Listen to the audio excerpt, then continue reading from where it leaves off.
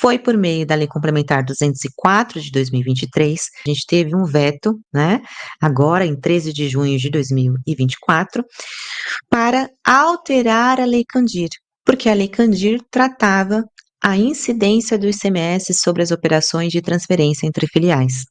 Então, para que houvesse uma lei complementar instituindo a ideia do STF sobre a não incidência, obviamente a gente tinha que ter uma lei complementar para isso. E foi final de dezembro de 2023 que a gente teve a Lei Complementar 204, acerca das não incidências do ICMS, ok? Então, a introdução de fato é isso, porque a partir da Lei Complementar 204, a gente teve umas outras informações, então por isso que eu volto aqui para vocês no meu fluxo, né? Dentro da Lei Complementar 204, tá? Então, a Lei Complementar 204 de 2023, ela veio afirmar o que de fato o STF definiu sobre essa operação. Então, se a gente pensar na Lei Complementar 204, a gente tem que começar a entender de fato o seu entendimento. Vocês perceberam que ela é super curta, tá? Então, a Lei Complementar 204, que traz a alteração da Lei Candir, ela é super curta. Eu deixo para vocês até orientação para vocês estudarem a Lei Complementar para que vocês consigam entender o que o fisco quis trazer aqui, tá? Então, eu trouxe aqui para vocês um resumo pelo qual a Lei Complementar ela trata. Então, a Lei Complementar 204 de 29 de dezembro de 2023, ela alterou a Lei Candir, estabelecendo a não incidência do ICMS na saída de mercadorias de um estabelecimento para outro da mesma titularidade. Então, de fato, ela veio para trazer a afirmação do STF. E ela também trouxe, dentro dessa nova legislação, o crédito relativo às operações e prestações anteriores em favor ao contribuinte, inclusive nas operações de transferência entre filiais e transferências interestaduais, tá? Então aqui começou a ter algumas discussões, porque quando a gente trabalha a questão das operações, quando a gente pensa nas nossas obrigações tributárias, ou seja, na obrigação acessória, no SPED fiscal, na nota fiscal eletrônica, se o STF disse para nós que não há o que se falar sobre incidência do ICMS nessa operação, e a lei complementar, ela diz que, de fato, não há o que se falar sobre incidência do ICMS, mas ela permite a manutenção do crédito, ou seja, vai haver o crédito nessa operação, as dúvidas começaram a ser discutidas acerca de como a gente iria operacionalizar essa demanda. Por quê?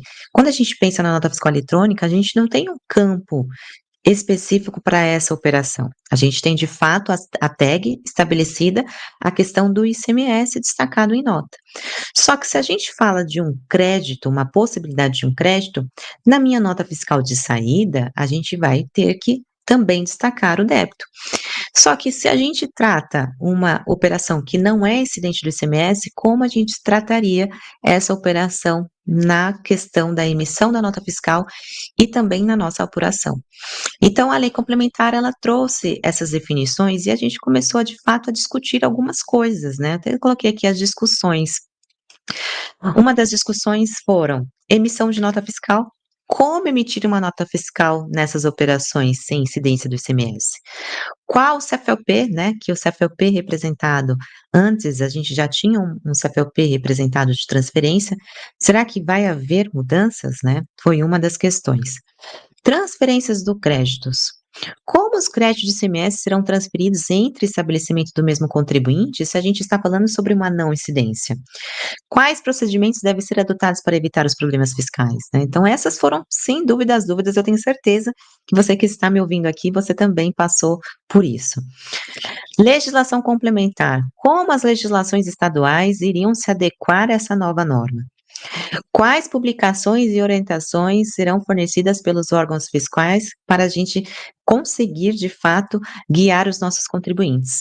Então, essas foram as questões que começaram a ser trazidas pelos contribuintes e até mesmo pelos profissionais contábeis, profissionais da área tributária, para que a gente conseguisse, de fato, trazer isso para os nossos contribuintes.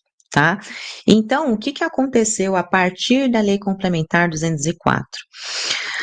Houveram algumas notas orientativas do ENCAT, ou seja, O órgão que está responsável por fazer a manutenção da estrutura das nossas obrigações acessórias começou a trazer notas orientativas para que a gente conseguisse, de fato, trazer isso para as notas fiscais.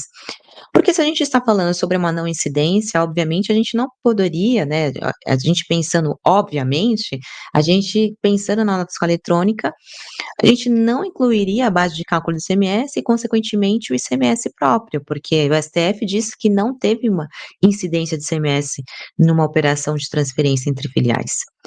Porém, a lei complementar ela disse o seguinte: olha, não tem incidência do ICMS, porém, a manutenção do crédito ela continua. E para que haja uma manutenção do crédito, para que a empresa que está recebendo receba esse crédito, a nota fiscal de saída precisaria estar destacado o ICMS. Então, foi por meio das notas orientativas do CONFAS que a gente começou a entender como que a gente iria tratar isso dentro das nossas obrigações acessórias. Inicialmente, a gente teve uma nota orientativa do CONFAS, tá?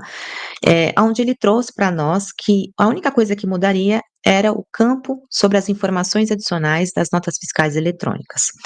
Então, caso você hoje trate a operação de operações de transferência entre filiais, a sua nota fiscal, nos dados adicionais, ela deve constar nota fiscal de transferência de bens e mercadorias, não sujeita à incidência do ICMS, do que se trata a DC 49, emitida de forma a operacionalizar a transferência de crédito do ICMS. Então, em todas as notas fiscais de transferência entre filiais, nos seus dados adicionais, é necessário a gente incluir essa operação conforme a nota orientativa do CONFAS.